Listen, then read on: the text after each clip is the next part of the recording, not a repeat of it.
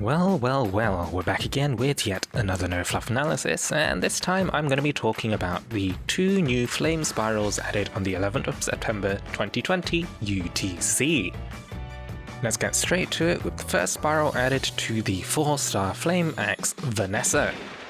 Vanessa's first skill, Scarlet Geyser, went from dealing 1140% to 1296%, and gaining plus 15 seconds of knockback immunity. Vanessa's second skill, Crimson Impact, went from dealing 970% over 2 hits to 1094%.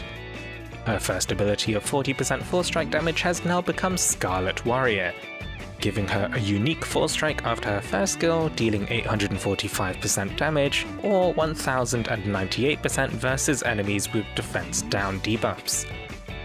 Her stun resist has become the standard potent stun resist, and her last offense third ability has gone from 30% to 60%. So her skills have received fairly tame increases to their damage mods, with only 2 major changes to her kit. The addition of a boosted 4-strike after her skill 1, and her skill 1 granting her 15 seconds of knockback immunity. Even so, I think Julieta has already showcased how little bonus 4-strikes contribute to DPS. Vanessa's boosted 4-strike also has lower damage mods compared to Julieta, I assume to account for her innate 4-strike damage. As a side note, some people have picked up that the knockback immunity means that Kirsty may see some benefit in picking up Scarlet Geyser to become self-sufficient without a Victor. Anyway, moving onwards, the other issue with her kit is her last offense.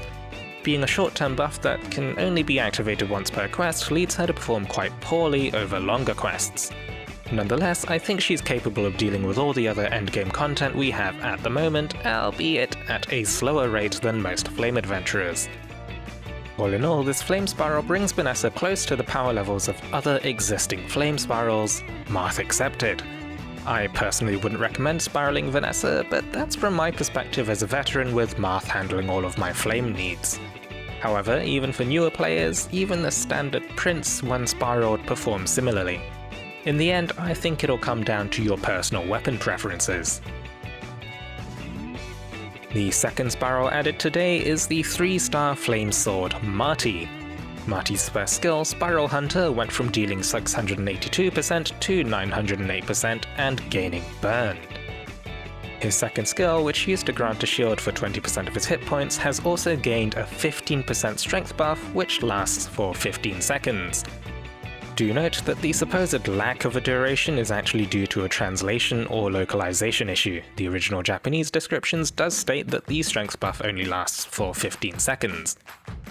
Moving on, his first ability of 5% skill haste has become 10% skill haste, and his second and third abilities, offering a combined 75% stun resist, now offer a combined 100% potent stun resist.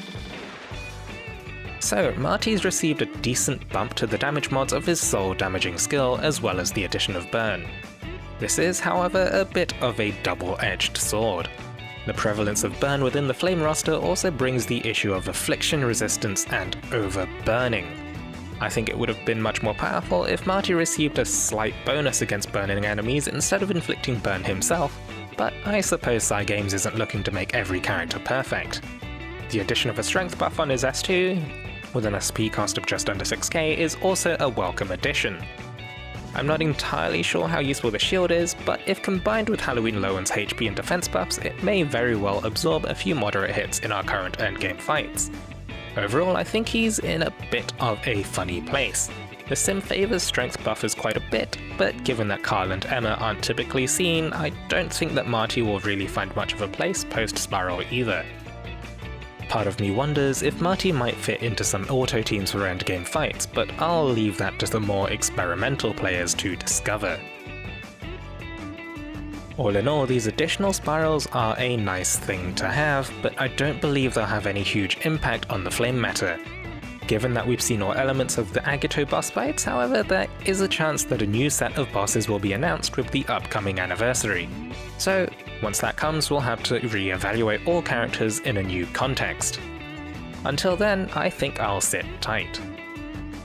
As always, thank you very much for watching. If you'd like to join the growing No Fluff Club Discord community, the link is in the description. Take it easy, stay safe, and I'll catch you in the next one.